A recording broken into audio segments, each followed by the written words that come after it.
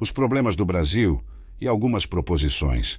Artigo escrito por Samuel Hannan. A distância entre o Brasil que temos e o Brasil que queremos, ou mais precisamente, o Brasil que a população merece, é colossal.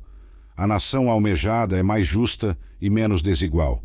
Oferece oportunidades equânimes a todos os seus cidadãos e não diferencia ninguém em razão de seu local de nascimento ou da região que escolheu para viver, por exemplo.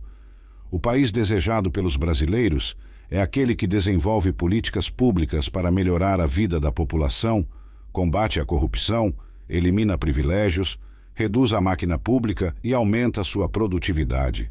Também enfrenta a criminalidade, minimiza os gargalos da produção, valoriza a preservação ambiental, aperfeiçoa os serviços públicos, é rígido no controle dos gastos estatais e busca o desenvolvimento com metas e prazos. Por que então, afinal, o Brasil chegou à complexa situação atual e como pode dar a volta por cima? As razões são inúmeras. Este artigo se propõe a discutir algumas delas, na esperança de lançar luz e contribuir para a busca de soluções em momento em que a sociedade tem manifestado silêncio. Vale tomar como recorte histórico o período pós-promulgação da Constituição Federal, em 1988, quando os desafios brasileiros se acentuaram, não por culpa da Carta Magna, que trouxe avanços importantes, mas pelos equívocos dos governantes do país nos últimos 35 anos. Se, por um lado, a consolidação da redemocratização representa um marco histórico importantíssimo, por outro, a instituição da reeleição para os cargos eletivos do Poder Executivo, por meio da emenda à Constituição EC 16, aprovada em 4 de junho de 1997, é responsável direta pelo agravamento da situação complexa em que o país se encontra. Primeiro presidente da República beneficiado pelo Instituto da Reeleição, aprovada durante seu governo, Fernando Henrique Cardoso, anos depois fez um mea-culpa e reconheceu o equívoco. Desde então, praticamente todos os candidatos em campanha se dizem contra a reeleição. Porém, uma vez no poder, nenhum deles se empenha verdadeiramente para pôr fim a tal prática, contando com a conivência do Congresso Nacional. Todos, presidentes, governadores e prefeitos, invariavelmente passam a se preocupar com a reeleição a partir do primeiro dia em que assumem seus cargos. O Brasil apresenta todas as condições econômicas para ser melhor. Ostenta a posição de 8ª maior economia do planeta. É também o 8º maior produtor mundial de petróleo e, com apenas 2,6% da população do mundo, responde por 30% da produção mundial de alimentos. Todo esse potencial, entretanto, é mal aproveitado. Sem se preocuparem com cortar gastos, sempre excessivos, os governantes buscam a todo custo aumentar a receita por meio da tributação. Demonizam os ricos, que investem, geram empregos, riquezas e lucros, mediante discurso de que os ricos e super-ricos não gostam de pagar impostos. Podem até ter razão em parte, mas o que todo cidadão, rico ou pobre, reclama é de não saber exatamente o destino de quase 5 trilhões de reais por ano manejados pelo governo.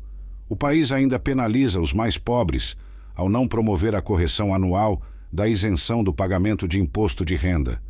Desconsidera, com isso, a obrigatoriedade constitucional de tributar o cidadão em função de sua capacidade contributiva e até subtrai renda do brasileiro a considerar que a inflação vai corroendo a capacidade econômica do trabalhador, a ponto de a defasagem acumulada chegar a 122%. Enquanto a carga tributária só aumenta, correspondia a 22,43% do PIB em 1988, ano da promulgação da Constituição Federal de 1988, e já superou a marca de 32,44% do PIB em 2023. Os indicadores sociais registram parâmetros dramáticos. O maior exemplo é o Índice de Desenvolvimento Humano, IDH. O Brasil ocupava a 77ª posição em 2002 e em 2023 caiu para a 88ª colocação no mundo. Winston Churchill, estadista britânico, já ensinava de maneira ácida que uma nação que tenta prosperar com base em impostos é como um homem com os pés em um balde, tentando se levantar puxando a alça dele.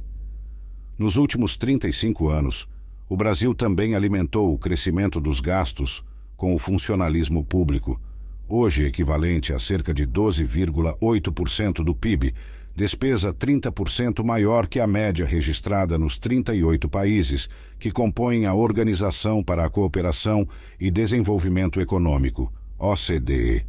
Falta ao país também o rígido e responsável controle dos gastos tributários da União, renúncias fiscais que já atingem 5% do PIB por ano, ou cerca de 560 bilhões de reais por ano, e que, ao contrário do que determina a Constituição, não se prestam a reduzir as desigualdades regionais, uma vez que 63% são destinados para beneficiários das regiões Sudeste e Sul.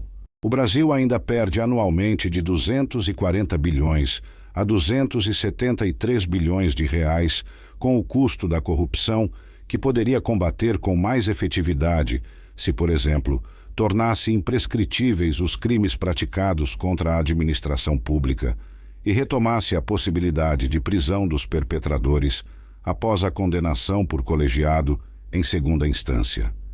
O Brasil é um país plural e sabemos que os dados aqui apresentados confirmam. Revelamos alguns números da pluralidade em problemas estruturais, como também resultados extraordinários que seus setores produtivos e criativos exibem.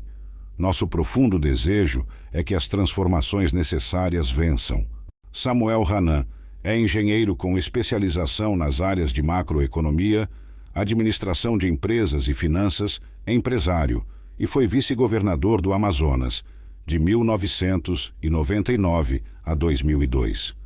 Autor dos livros Brasil, um país à deriva e Caminhos para um país sem rumo.